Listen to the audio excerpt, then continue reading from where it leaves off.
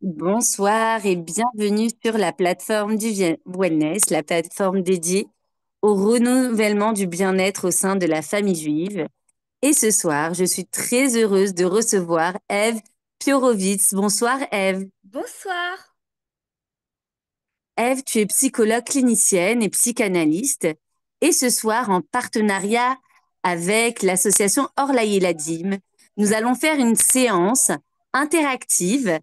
Comprendre nos enfants et adolescents, une rencontre entre une maman et une psy. Donc, je voudrais vraiment te remercier d'être là avec nous. Et avant de te donner la parole, j'aimerais mettre à l'honneur l'association avec laquelle euh, tu interviens, qui est Orlaï Eladim, une association vraiment unique. Alors, j'ai mis dans le chat toutes les interventions qu'ils ont accomplies cette année lors des fêtes comme Hanouka, Pessar, Shavuot, et puis là, un projet exceptionnel qui est le vestiaire, un endroit où on peut vraiment, les familles peuvent venir, choisir les vêtements, prendre rendez-vous, ce dont ils ont besoin. Donc c'est vraiment magnifique. Donc Eve, je te laisse la parole et encore merci d'être.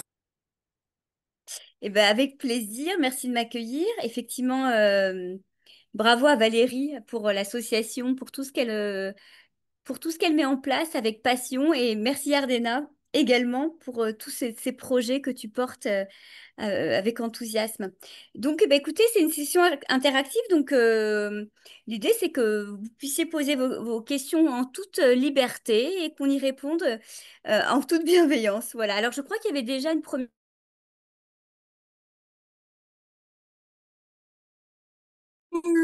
Excuse-moi Eve, j'ai fait une mauvaise manipulation.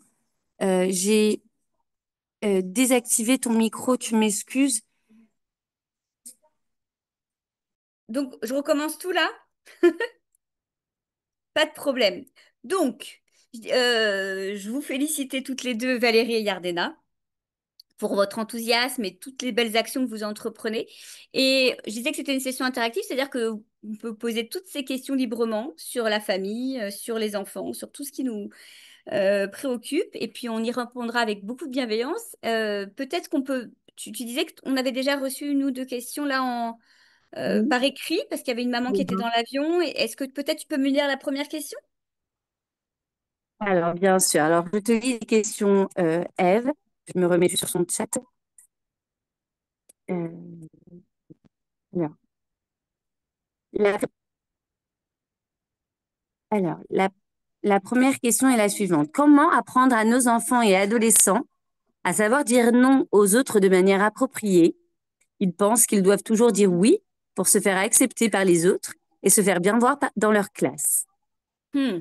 Bon, alors c'est vrai qu'on aurait aimé avoir des petits exemples concrets là pour bien, pour pouvoir répondre de façon très ajustée. Mais déjà, ce qu'il faut savoir, c'est plus nous, dans nos familles, on incarne des valeurs fortes, moins nos enfants seront influençables. Donc ça, c'est une chose importante à savoir. Et plus ils sont portés par des repères clairs, plus ce sera facile pour eux de dire non ou de dire oui. Donc l'importance de donner effectivement des contours clairs et des limites claires à la maison. La maison, c'est vraiment le petit laboratoire de la vie. Ce qui s'y joue, ça prépare nos enfants pour après la vie en société, la vie à l'école, la vie dans les activités, la vie tout court.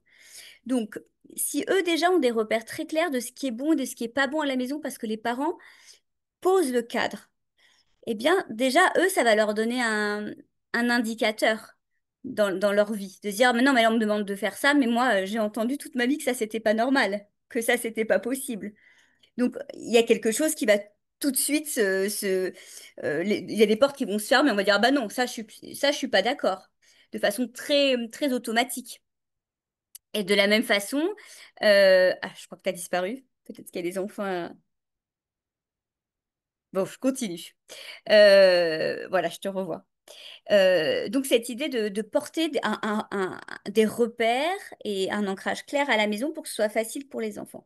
Et puis apprendre à nos enfants que quand on a un sentiment, quand nos antennes, elles nous disent, j'ai pas envie, c'est, c'est pas la peine de se forcer. Nos antennes sont nos alliés. Si elles nous disent j'ai pas envie, c'est qu'il y a une raison. Et donc, on peut faire un petit arrêt sur image, se dire, pause, et attends, je vais réfléchir à ce que tu me demandes, ou je te redonne la réponse demain. On- et on essaie de comprendre. On n'est pas obligé de s'embarquer quand on n'a pas envie. Et surtout, la plupart du temps, c'est assez protecteur. Donc, c'est plutôt bon d'écouter ses antennes. Voilà. Donc, c'est déjà des petits repérages pour répondre à cette première question. Merci, Eve. Peut-être qu'avant de te donner la deuxième question que j'ai reçue sur le chat, peut-être qu'on peut laisser la parole aux participants qui sont déjà présents. Oui, Alors, vous avez les micros, vous pouvez les rallumer, mesdames. N'hésitez pas à intervenir. Ce soir, c'est vraiment une séance interactive. Eve est là pour vous, pour répondre à vos questions.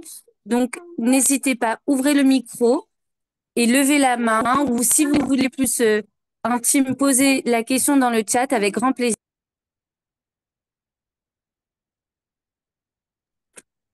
En attendant que vous réfléchissez à vos questions, j'envoie une deuxième question à Eve si vous êtes d'accord.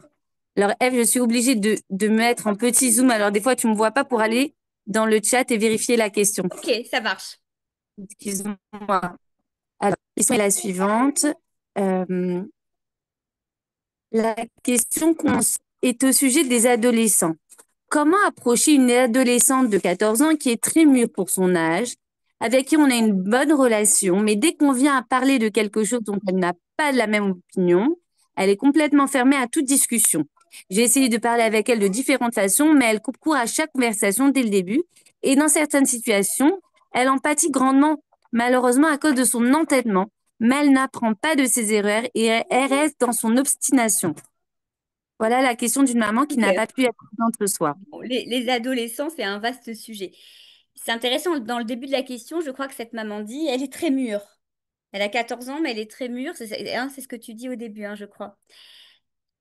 C'est pas parce qu'elle comprend les situations, qu'elle est fine et intelligente, qu'elle est pour autant sur la même ligne dans l'arbre généalogique que nous. Il y a les parents et il y a les enfants.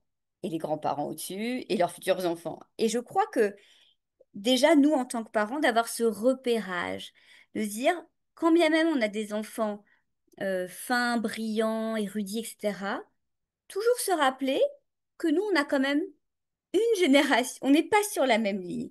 Et du coup, ça va aussi permettre une façon de poser l'interaction différente.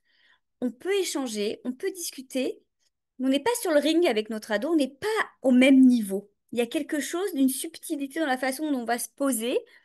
Et du coup, ça va permettre des interactions extrêmement différentes parce que on va pouvoir nous nourrir la discussion de, écoute, je vais te raconter peut-être moi ce que j'ai vécu quand j'avais ton âge, ou ce que tu me dis, ça me fait penser à quelque chose que j'ai déjà vécu.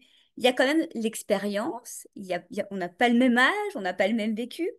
Et je crois que pour pouvoir faire en sorte que nos enfants nous tendent un peu l'oreille, il faut qu'ils sentent cette différence des générations.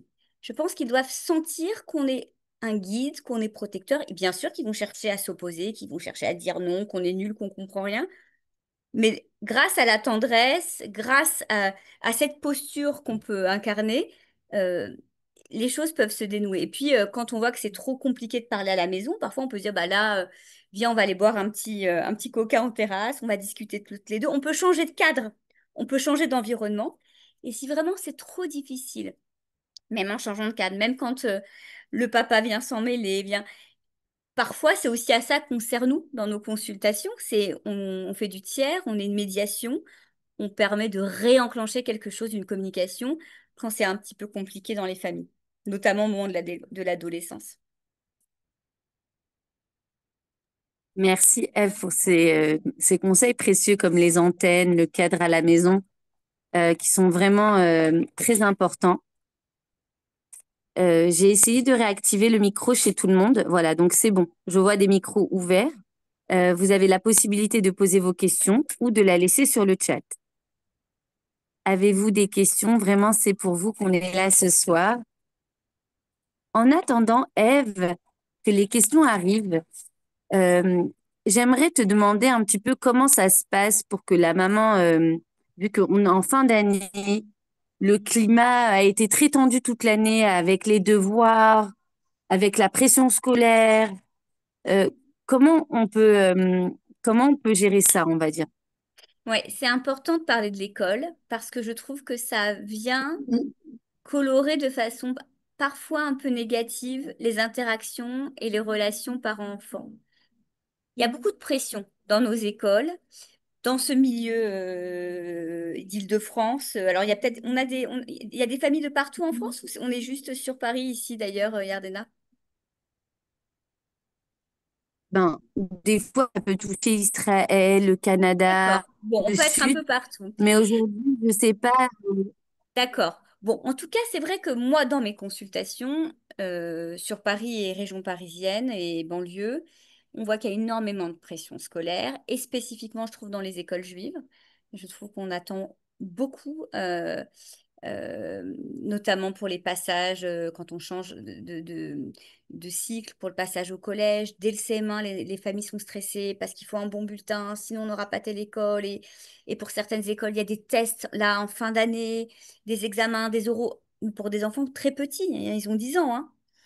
Donc, ça met beaucoup d'enjeux. Je trouve que il faut, nous, en tant que parents, pouvoir faire un pas de côté par rapport à ça. Que la relation parent-enfant, c'est pas une relation enfant-prof. C'est important pour un enfant de sentir qu'il y a d'autres choses qui se jouent. Et nous, on n'a pas forcément, enfin moi, je suis pas une maîtresse, par exemple, avec mes enfants. Moi, j'ai envie de leur transmettre le plaisir de manger des bonnes choses, la magie de voir des belles fleurs, d'écouter de la musique, d'aller au concert, de, de- d'écouter des textes intéressants, de danser. C'est par ce biais-là, moi, que j'ai envie de jouer ma transmission. Je trouve que en tant que parent, on a une autre carte à jouer que le scolaire. Et quand on est trop pris dans ce système de pression que souvent les écoles mettent en place, mais c'est leur partition et ils ont le droit de la jouer. Mais nous, on peut proposer une autre partition. Et les devoirs doivent rester les devoirs, le scolaire doit rester le scolaire. Et moi, je dis aux enfants souvent qui sont stressés que l'école, c'est une couleur de l'arc-en-ciel. C'est pas toutes les couleurs de l'arc-en-ciel. Dans l'arc-en-ciel, on a l'école, on a la famille, on a les copains, on a les cours de guitare, on a le sport, on a les EI. Il y a beaucoup de choses. Et je crois que c'est ça aussi, un enfant qui va grandir avec toutes ses forces, c'est qu'on ne met pas tous les œufs dans le même panier. Et l'école, ça doit rester l'école. Et moi, je dis souvent aux enfants, c'est pas parce que t'as pas cette école, c'est pas parce que t'as pas cette option, c'est pas parce que t'as pas ces notes-là à tel examen que tu n'iras pas là où tu as envie d'aller. Nos rêves sont... L'autre fois, je disais à une collègue, il faut apprendre, je crois, aux enfants de dire on n'a pas qu'une... Parce que l'éducation nationale, parfois, veut nous faire croire qu'il n'y a qu'une petite porte pour aller vers notre destinée. Moi, je crois qu'il faut détruire le mur à côté et s'offrir une baie vitrée pour avoir le champ large. Il y a 1000 chemins pour arriver à nos rêves. Il n'y a pas qu'une école, il n'y a pas qu'une spécialité. C'est pas parce qu'on a une sale note de temps en temps que ça détermine l'avenir. Pas du tout. Donc, c'est important de faire confiance à nos enfants et de leur dire qu'on a confiance en eux et qu'on sait qu'ils vont réussir.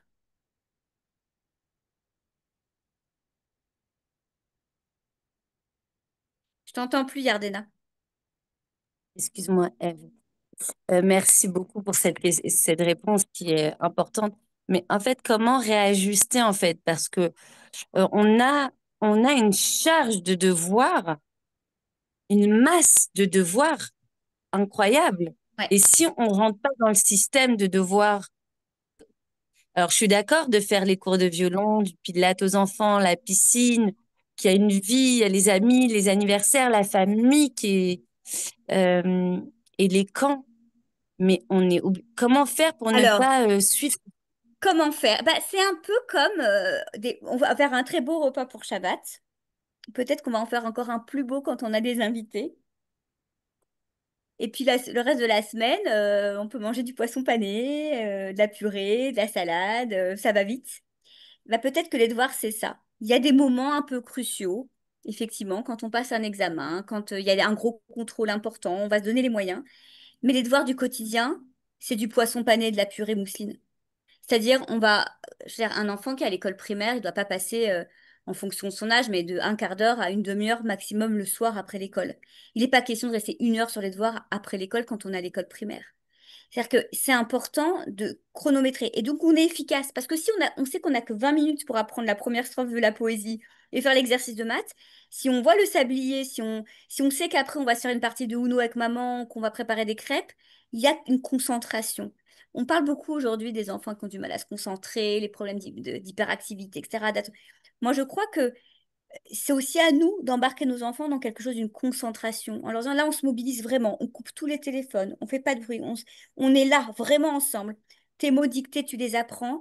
Voilà, tu les connais. Au bout d'une demi-heure, s'il y en a où c'est pas super, on révisera demain matin sur le chemin de l'école. Et puis, si tu as 8 sur 10 et pas 10, eh ben, c'est très bien, ça passe, ça fera le job. On se calme aussi avec les notes. Il y a des parents, des fois, qui disent, oui, il a baissé, c'est une catastrophe. Je commence, il a baissé. Oui, il a 16 de moyenne. Je dis, mais attendez, c'est extraordinaire, 16 de moyenne, c'est mention très bien au bac. Alors les parents s'offusquent un peu. Je dis, bah oui, au bac, quand on a 16 de moyenne, on a mention très bien. Donc je crois qu'ici, il faut. Et quand on a 14, on a mention bien. Et bien, ça veut dire que c'est bien. Et quand on a 12, c'est assez bien. Et ça reste assez bien. Donc on se détend en fait. Voilà. Donc je crois que effectivement peut-être que l'année on va préparer un concours, on va peut-être se mobiliser un peu plus différemment, mais les années de l'enfance, c'est des années où on doit avoir le temps de rêver, de bouquiner des BD, de jouer au foot avec les copains. Moi, j'entendais l'autre fois une maman qui me disait, bah, dans telle école, à partir de la quatrième, il n'y a plus d'activités possibles, d'activités extrascolaires. Et j'avais même une maîtresse de mes enfants qui me disait, non, il y a trop d'activités en CM1, il faut réduire. Je lui dis, moi, je crois que on réduit pas les activités, enfin les activités qui nous font plaisir. C'est-à-dire, c'est un enfant a envie de faire du théâtre, il a envie de faire du sport. Enfin, s'il le fait pas à 8 ans, il le fait quand en fait? Quand il a 5 enfants, quand il travaille du matin au soir. Le temps de l'enfance, c'est un temps d'apprentissage, mais multiple. Et ça passe pas que par les maths, et ça passe pas que par les dictées, je vous assure. Et là, je vous parle en tant que clinicienne, que soignante, mais aussi en tant que maman, mon grand a 20 ans. Donc, avec le recul, je peux vous dire que ça marche bien aussi de les lâcher un peu. Magnifique, magnifique. Merci beaucoup, Eve. Alors, j'ai une autre question qui arrive en ce qui concerne les ados, s'il te plaît. Comment faire quand un ado reste dans sa chambre sur son téléphone et ne veut pas sortir? Alors, c'est une question très importante et très récurrente. Donc déjà, vous n'êtes pas seul. Beaucoup de parents vivent la même chose. Je crois qu'il faut dire à nos enfants qu'on comprend leur désir de plus tout à fait être avec nous comme avant. On comprend qu'ils ont besoin d'avoir leur intimité, leur espace psychique, leur rêverie, leur monde à eux, leurs copains. Ils ont besoin d'être un peu séparés de nous. Mais un peu, ça ne veut pas dire totalement. Et je rigole parce que je nous entends tous parents, on répète les phrases de nos propres parents. Ouais, on n'est pas à l'hôtel ici. On les connaît, ces phrases. Et je crois que c'est important que nos enfants sentent qu'ils font partie de la vie de famille et que ça, ils n'ont pas le choix. Il n'est pas question qu'ils aient leur iPhone 25, leur ordinateur Apple machin truc, leur super basket et qu'ils descendent pour consommer le repas quand il est prêt. Ou même certains veulent même pas descendre, ils veulent un plateau.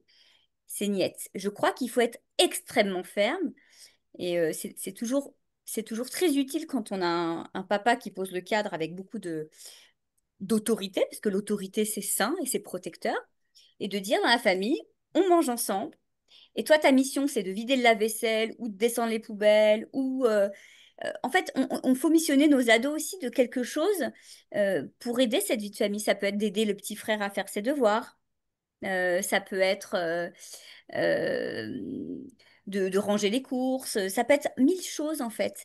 Je crois que ça, c'est important de les faire participer, à minima. Et la deuxième chose, c'est de continuer à avoir du plaisir ensemble. Donc lui dire, bah là, ce soir, là, c'est dimanche soir, on va regarder ensemble Retour vers le futur, film de famille, c'est le film de mon enfance. En fait, je te laisse pas le choix.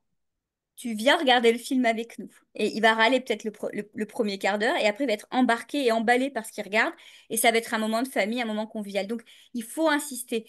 C'est une dernière fenêtre de tir, l'adolescence. Il y a plein de choses qu'on peut encore transmettre. Il ne faut pas renoncer.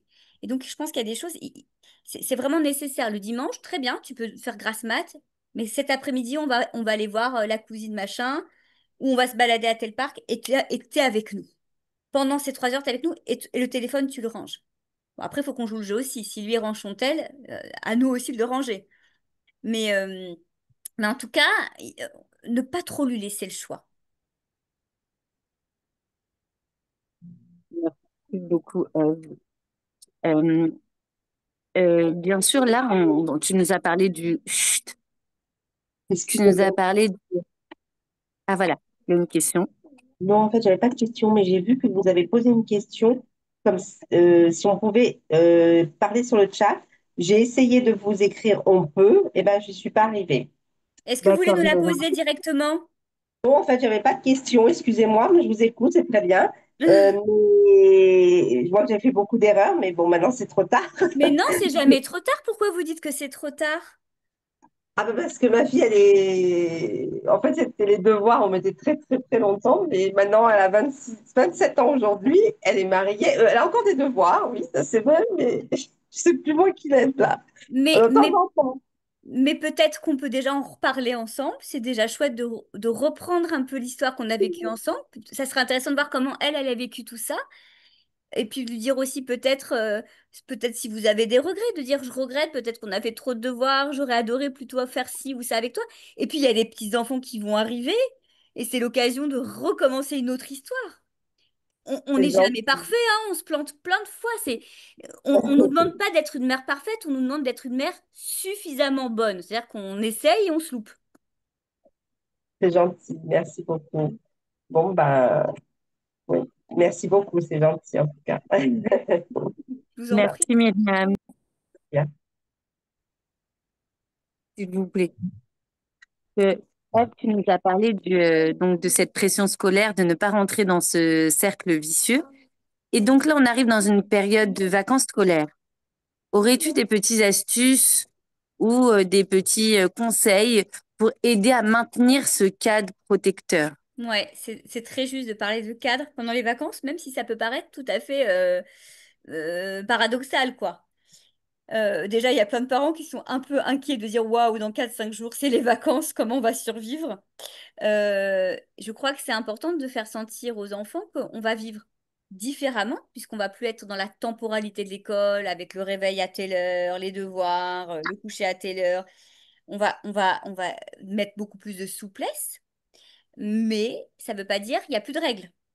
Parce qu'il y a des enfants qui pensent que plus d'école, ça veut dire la switch toute la journée, ça veut dire on se couche à 2 heures du matin, ça veut dire on mange des chips toute la journée.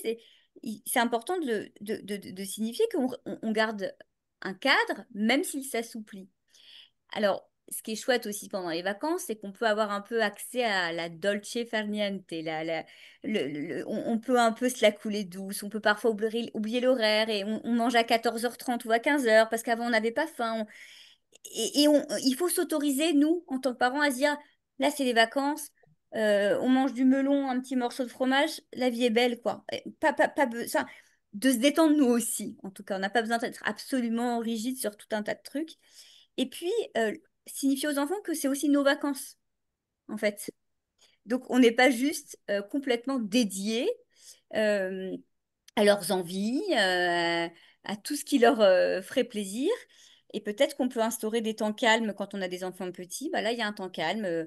Soit tu dors si tu es fatigué, soit tu peux tranquillement jouer dans ta chambre. Et là, entre 2 et 4, c'est le temps pour maman. Comme ça, vous aussi, les mamans, vous avez le temps de vous reposer, de passer un coup de fil, de faire ce que vous avez envie de faire, de bouquiner. Je crois que c'est vraiment important voilà, on n'est plus dans une temporalité scolaire, mais on garde un cadre, même souple. Et surtout, on n'oublie pas de se faire plaisir à soi. Wow. Tu as dit quelque chose de très important que les femmes oublient de se faire, que ce sont nos vacances aussi. On a tendance à tellement se dévouer, Ève, Ouais, envers notre famille qu'on oublie, c'est les vacances des enfants, c'est les vacances des enfants. ouais, c'est important pour nos enfants qu'ils puissent sentir que on n'est pas tout dédié à 100% à eux. On les aime à la folie, vraiment, enfin, vers l'infini et l'au-delà, comme dans le dessin animé de Disney, Pixar. Mais nous aussi, on avait une vie avant de les avoir. Nous aussi, on a des choses qui nous intéressent. Et un jour, ils vont grandir. Et un jour, nous aussi, il faudra qu'on continue à vivre dans la joie et la gaieté. Donc, il y a plein de trucs qu'on ne doit pas lâcher. Si notre plaisir, c'est d'avoir un temps de lecture, si notre plaisir, c'est d'écouter des podcasts, si c'est des amis, si c'est de faire du sport, si c'est... euh, ça peut être mille choses, en fait. Des choses en couple, d'aller faire du tennis avec son mari, j'en sais rien, mais on peut pas lâcher tout ce qu'on est. Parce que je crois que c'est pas un service à rendre à nos enfants, parce qu'ils vont croire que notre bonheur ne passe que par eux. Quelle pression pour un enfant de se dire, mais en fait, faut que je réussisse, faut que je sois brillant, faut que je sois comme ci, faut que je sois comme ça, parce qu'en fait, je suis, tout le bonheur de ma mère ne passe par nous. Non, non, on vous soulage les enfants. Notre bonheur passe aussi par nos copines, par une petite soirée vidéo de temps en temps, par une journée, une escapade à la campagne avec notre mari. Enfin, voilà, je pense qu'ils doivent entendre ça et qu'on n'est pas tout dédié à eux. Pas complètement.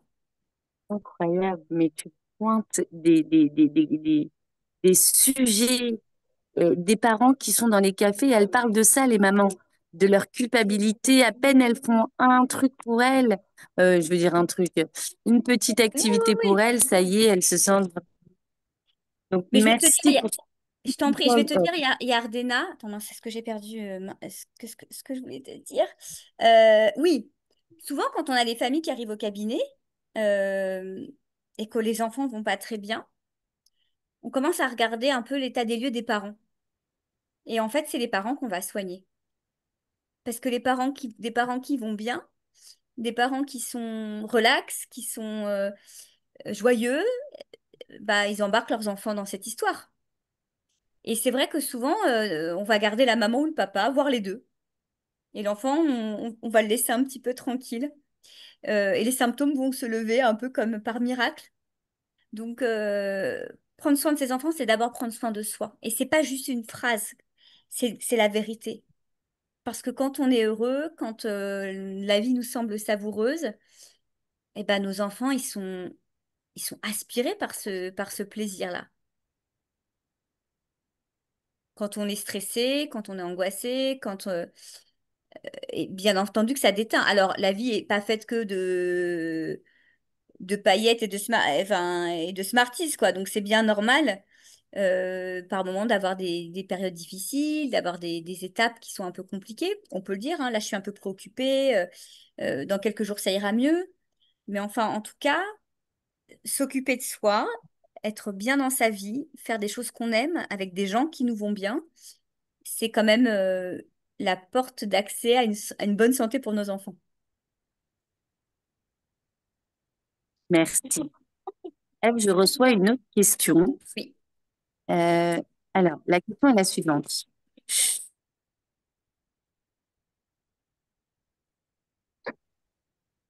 Encore une fois, je retourne dans le... Alors, que faire? On ne veut faire aucun... J'ai pas entendu.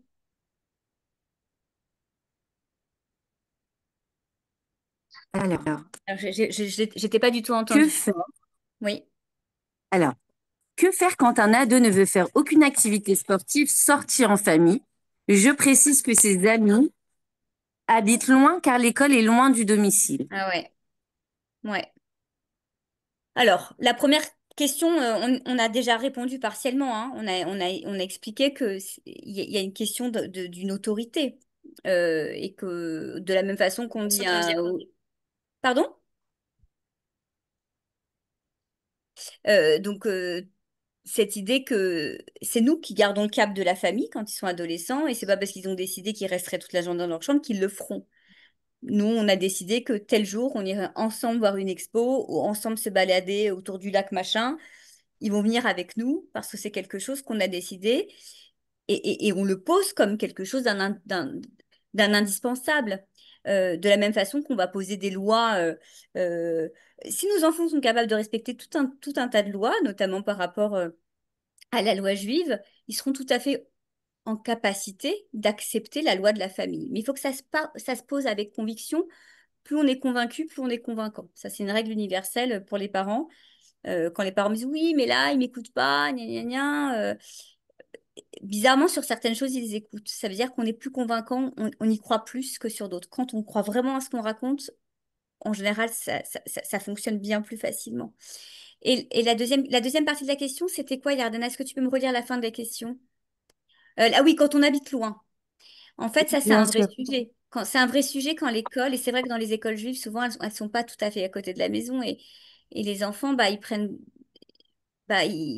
l'habitude de vivre dans un environnement, le scolaire, c'est une autre vie, quoi. Donc, c'est important, je crois, déjà peut-être de favoriser quand même des moments où les copains peuvent venir le dimanche, où on peut organiser des moments où on se retrouve pour que ce soit pas trop clivé, le monde de la maison et le monde de l'école. Et puis, je crois que c'est important d'avoir des copains de quartier. Il y a bien deux, trois familles qui sont sympas dans le quartier. On peut peut-être organiser un petit goûter, un petit tea time, quelque chose. Comment? Non, je ne sais pas si tu me poses une question. Donc, cette idée de nous-mêmes, en tant que parents, de favoriser du lien social là où on vit. Parce que c'est très difficile, en fait, s'il n'y a personne autour. On a besoin d'avoir des copains de proximité pour aller faire un jogging, pour aller faire un ping-pong, pour jouer aux cartes. Donc, c'est à nous aussi, parents, de les embarquer là-dedans, les enfants. Peut-être d'identifier, de repérer les gens qui peuvent être sympas et de les inviter ou de proposer une balade. Enfin, d'essayer de faire du lien, quoi. Merci, Eve. Parmi les participantes, y a-t-il une personne qui voudrait poser une question en direct avec Eve? Vous avez la possibilité d'activer vos micros. Moi j'avais une autre question, s'il vous plaît. Tout à l'heure, vous avez parlé de bonheur. Ma fille, elle avait fait une petite phrase comme ça quand elle avait, je sais pas, 9 ou 10 ans. Je, je suis divorcée depuis longtemps. J'ai attendu longtemps le guet, donc. Et elle m'a dit, mon seul bonheur, c'est toi. C'était mignon. C'était, et elle m'a même dit, et mon seul bonheur, ce sera mes enfants. Et l'autre fois me l'a dit, et qu'est-ce qu'on peut dire à ça? Est-ce qu'on, voilà, je voulais Ouais, avoir un petit conseil.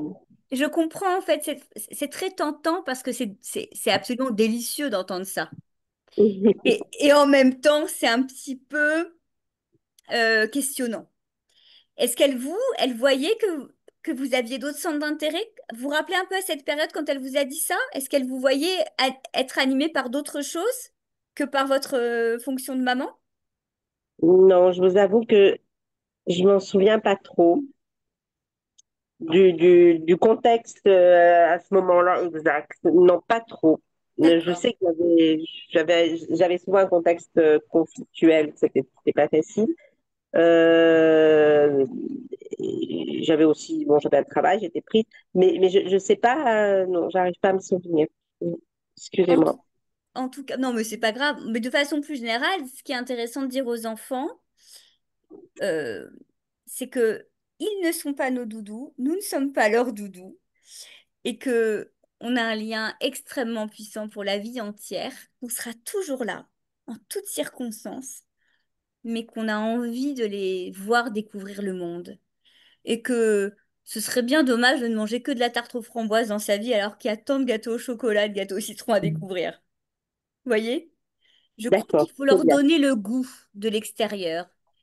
Vous savez, je travaillais longtemps à l'hôpital Necker avec des enfants notamment allergiques alimentaires.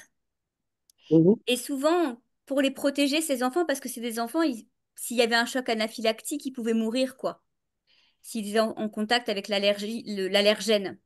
Et donc, c'est des Mhm. enfants qui vivaient un peu sous cloche parce que rien n'était jamais arrivé. Mais les parents, et on peut comprendre l'inquiétude, avaient tellement peur qu'en fait, c'est des enfants qui ne partaient jamais en voyage scolaire, qui n'allaient jamais dormir chez les copains, qui n'allaient jamais aux fêtes d'anniversaire. Et en fait, ils n'avaient même plus envie. Moi, quand je les recevais, je me rendais compte que ces enfants-là, parfois, ils étaient déjà adolescents, ils n'avaient même pas envie. On n'avait pas stimulé le désir d'aller voir dehors.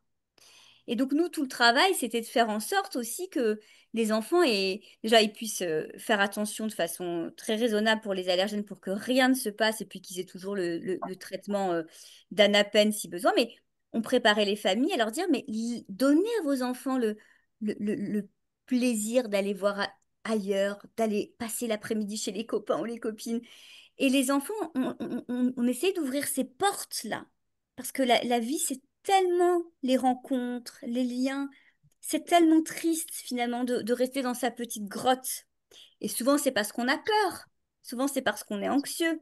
Donc voilà, il y a des choses comme ça qu'on peut désamorcer. Mais en tout cas, je crois qu'il faut dire à nos enfants, si on les sent dans un amour fusionnel et passionnel et surtout exclusif, leur dire qu'on sera toujours le premier objet d'amour parce qu'on est la maman, mais qu'on espère qu'ils auront plein d'autres objets d'amour, des maîtresses qui vont adorer, des copines qui seront extraordinaires, un amoureux qui sera génial, qu'ils auront plein de passions. Et je pense que ça, il faut qu'on les autorise. De manière générale, les enfants ont besoin de se sentir autorisés pour aller vers l'extérieur. D'accord, très bien, merci beaucoup. Je vous en prie. Tu as dit celle d'une richesse, Ève, mais d'une richesse. Je ne sais pas si vous savez la chance qu'on a ce soir d'avoir Ève avec nous grâce à, Chut. Grâce à l'association Orlaï et la Gym. Donc vraiment, merci Ève. Avez-vous des questions, chers amis, chères participantes? Et je vais rebondir un peu juste sur ce qui a été dit précédemment parce que ça me fait penser aux premières rentrées quand on entre en maternelle. Et parfois, les enfants sont très en difficulté avec l'idée de se séparer, d'aller découvrir autre chose. Et quand c'est très compliqué, on comprend que finalement, quand nous, on travaille en séance, on comprend que souvent, c'est très compliqué pour les parents, en fait, de lâcher la main. Mais si nous, on arrive à lâcher la main et si on arrive à faire confiance et à propulser l'enfant dans l'idée que il va rencontrer un monde incroyable, il va découvrir des histoires, des vélos dans la cour de récréation, alors l'enfant va se sentir autorisé. C'est hyper intéressant cette notion de se sentir autorisé. Il y a plein de choses qu'on n'ose pas faire parce qu'on est loyal envers ses parents. On a le sentiment qu'on n'a pas le droit. Oui. Mhm. Merci beaucoup. Magnifique. Incroyable, incroyable ce que tu dis, Ève, c'est magnifique. C'est magnifique. Mm. On a des astuces, des conseils de vie d'une richesse. Waouh. Merci, Ève. Je t'en prie. Est-ce que, bon, là, on n'a pas eu de questions pour Ève, est-ce que tu voudrais conclure sur une thématique qui te semble, parce qu'on a parlé, le titre, c'est quand même vraiment comprendre ses enfants ou ados. Est-ce que tu voudrais conclure avec une thématique qui te semble, pardon, primordiale pour, voilà, pour le bien-être de nos enfants et de nos Oui. familles?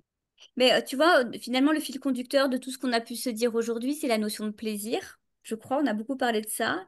Et la notion de transmission. Je crois qu'être parent, c'est transmettre dans le plaisir.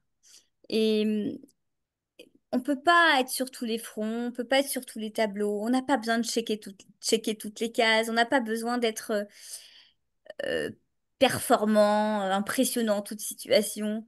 Je crois qu'il faut s'autoriser à faire avec qui on est, avec ce qu'on aime. Vraiment.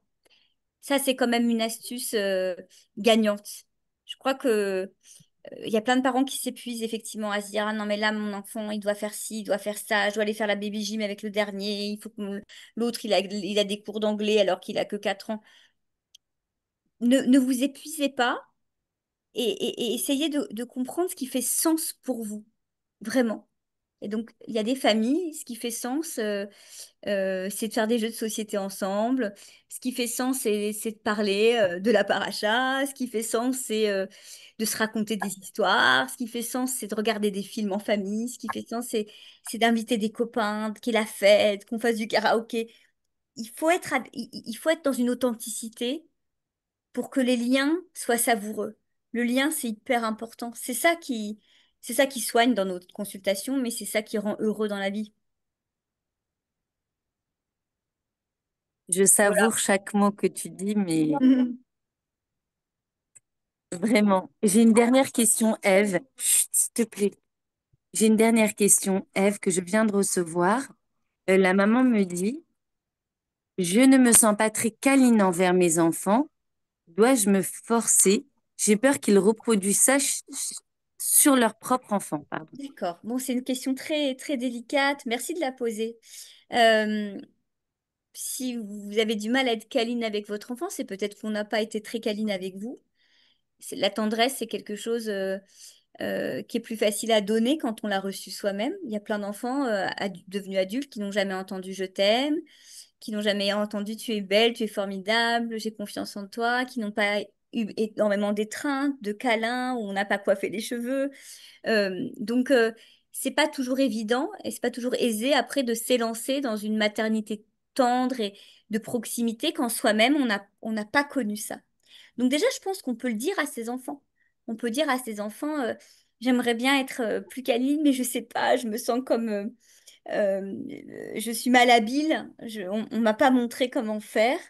Euh, et peut-être que c'est un pas de deux, une danse qu'on peut trouver ensemble avec son enfant. Mais je crois que quand on se sent en difficulté, c'est toujours important de mettre des mots, d'expliquer ce qu'on ressent, pourquoi, d'où ça doit venir, les hypothèses qu'on a. Parce que ça ouvre vraiment les perspectives, quoi. Et peut-être que si on dit à son enfant, je suis tellement désolée, je voudrais être plus câline, mais je sais pas comment on fait, je me sens mal à l'aise. Peut-être que votre enfant, il va vous étreindre, il va vous prendre dans les bras. Voilà, donc en fait, je crois que parler, c'est déjà un premier acte de câlin et de tendresse.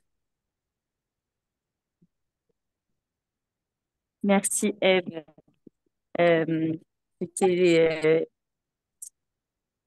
c'était vraiment très, très enrichissant. Personnellement, j'ai adoré t'écouter. J'ai savouré chaque conseil, chaque mot, C'était vraiment très précieux. Et comme tu dis, vivre avec plaisir, avec amour, avec vraiment pas cette checklist-là qu'il faut remplir. Donc, je pense que les participants seront tout à fait d'accord avec moi pour te remercier, te féliciter. Oui. Merci à l'association Orlaï Eladim qui nous a permis donc d'avoir ce moment interactif avec toi. Je vous envoie dans le chat, s'il vous plaît, une affiche, un numéro de téléphone, le mail de l'association, si vous avez besoin. Vraiment, c'est une association exceptionnelle. Donc, vous le verrez là tout de suite euh, dans le chat. Voilà, il est là. Tac. Voilà. Donc, vous avez une association euh, avec les numéros de téléphone, le mail et toutes leurs actions. Donc, voilà. Merci d'avoir été présente. Je remercie Merci beaucoup. de tout notre cœur. Vraiment, c'était un grand plaisir, Eve. Je te Merci vois de ta plus, mais bon, confiance c'est pas grave. renouvelée et à bientôt. Merci beaucoup, Yardena. Merci beaucoup, Eve. C'était vraiment magnifique. Je suis Merci tout à fait beaucoup. d'accord avec Yardena. C'était vraiment magnifique. Au revoir. Merci. Au Au revoir. revoir tout le monde et bon courage avec les chaleurs. Merci.